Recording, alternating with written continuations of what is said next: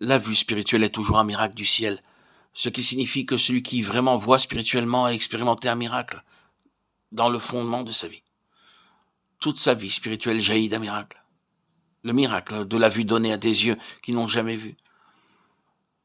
C'est justement ici que la vie spirituelle commence, ou la vie chrétienne a son commencement, en voyant.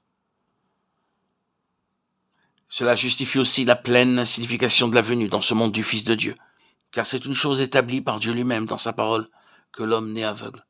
Je suis venu comme une lumière dans le monde, Jean 12, 46. Je suis la lumière du monde, Jean 9, 5. Cette déclaration, comme vous le savez, se trouve dans la section de l'évangile de Jean où le Seigneur Jésus s'occupe de la cécité. Pendant que je suis dans le monde, je suis la lumière du monde. Et il illustre cela en guérissant l'homme aveugle de naissance. Pour quiconque prêche ce miracle, doit être enregistré dans son histoire. Le fait que ce miracle se reproduise dans chaque auditeur ne dépend absolument pas de lui. C'est là où il est si impuissant et si absurde. Peut-être est-ce ici que, dans un certain sens, nous trouvons la folie de la prédication. Un homme a pu voir et prêcher ce qu'il a vu, alors qu'aucun de ceux qui l'écoutent n'a pas vu ou ne voit pas.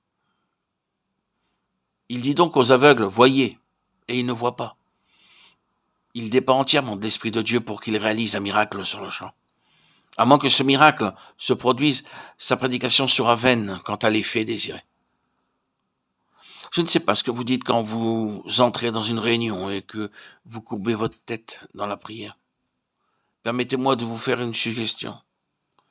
Celui qui va donner la prédication ou l'enseignement a pu recevoir son message comme fruit du miracle de l'illumination. Mais vous pouvez tout manquer. La suggestion est que vous demandiez toujours au Saint-Esprit qu'à cette heure même, il opère à nouveau ce miracle en vous, pour que vous puissiez voir. Il se peut qu'un homme, alors qu'il était auparavant aveugle, ait eu un toucher, et que maintenant il voit, mais il voit seulement un peu autant en profondeur qu'en étendue. Il voit de manière imparfaite. Il existe encore une certaine mesure de distorsion dans sa vision. Un autre toucher du ciel est nécessaire afin qu'il puisse voir toutes choses correctement, parfaitement.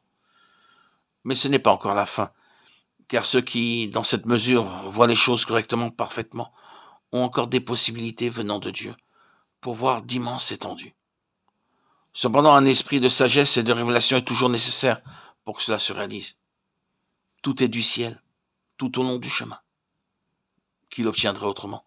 N'est-ce donc pas la constante permanence de cet élément miraculeux qui donne à une vraie vie spirituelle sa réelle valeur?